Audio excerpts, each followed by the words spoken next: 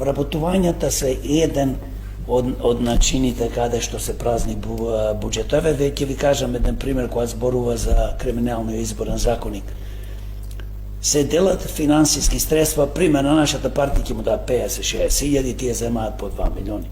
Тоа ништо не е, тоа е само една завеса, тоа е една маска.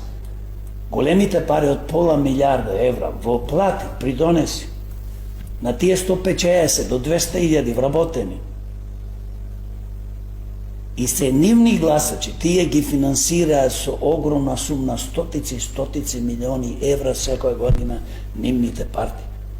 Замислете кој ќе имате 70-60 илјади, дали е ДУИ, дали е ДПМН, дали е СДС, тие имате вработено и никој не знае, можда повеќе од 200 илјади.